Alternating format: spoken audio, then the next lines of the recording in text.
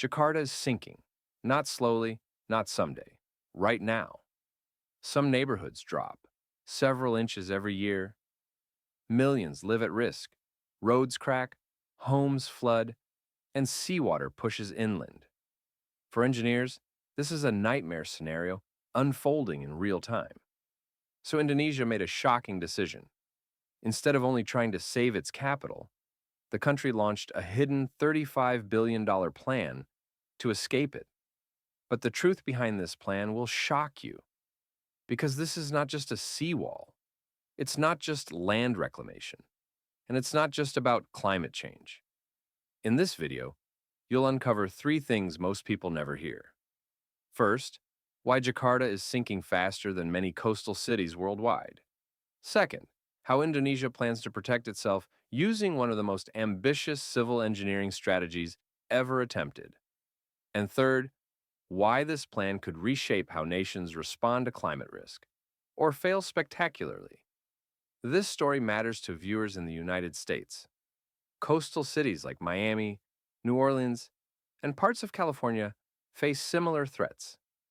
The choices Indonesia makes today may preview the future others will soon face. Let me show you exactly how this happened and what's really at stake. Jakarta is home to over 30 million people in its metro area. It's Indonesia's economic heart. Ports, finance, government, industry, all concentrated on low-lying land.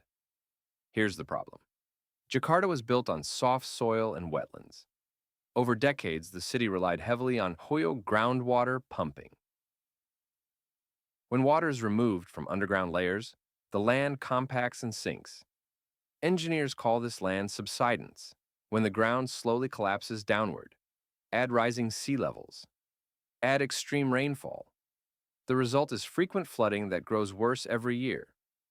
According to multiple studies, parts of Jakarta sit below sea level. Some areas reportedly sink faster than global sea level rise. That means even if oceans stopped rising tomorrow, the city would still be in danger. Indonesia tried local fixes, flood canals, pumps, temporary barriers, but these were bandages, not cures. So leaders made a controversial call. They announced a plan to move the capital to a new city called Nusantara on the island of Borneo. At the same time, they launched massive protection projects for Jakarta itself. Two strategies: one country, enormous cost. Here's a mini surprise. This decision isn't only about safety, it's also about governance. Jakarta was overcrowded, overloaded, hard to manage. Moving the capital spreads economic activity and reduces pressure. Another twist.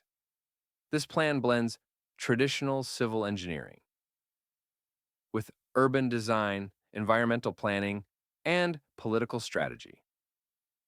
It's not one project, it's a system of projects. Now here's where things get really interesting. The first big revelation is how severe the sinking really is.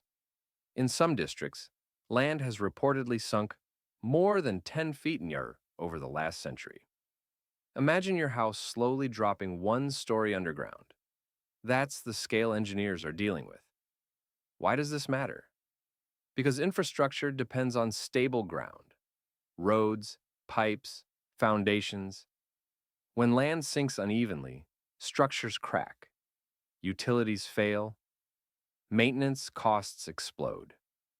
To fight this, Indonesia proposed a massive coastal defense system. Often compared to projects in the Netherlands, it includes giant seawalls, reinforced embankments, and flood control zones. But walls alone don't stop sinking. So the government also moved to restrict groundwater use and expand surface water supply. This is critical. Without stopping subsidence, no barrier lasts forever. Now picture this visually: huge concrete walls rising along the coast, pump stations moving water constantly, canals redirecting floods, entire neighborhoods redesigned around water management. For everyday viewers, this is the same challenge cities worldwide face. Infrastructure built for the past is failing under modern pressures. But if you think that's crazy, Wait until you hear this. The second revelation is the scale of the backup plan. Indonesia isn't betting everything on saving Jakarta. Instead, it's building a new capital city from scratch. Nusantara is planned as a smart forest city. According to official plans, it will rely on renewable energy, efficient transport, and controlled urban growth. The idea is to avoid Jakarta's mistakes. From a civil engineering perspective, this is rare. Entire capitals don't move often. When they do, it's usually due to war or politics, not geology. This creates a unique contrast. Jakarta represents legacy infrastructure, old systems, dense populations, hard constraints. Nusantara represents a blank slate, planned drainage, zoning, foundation design optimized from day one.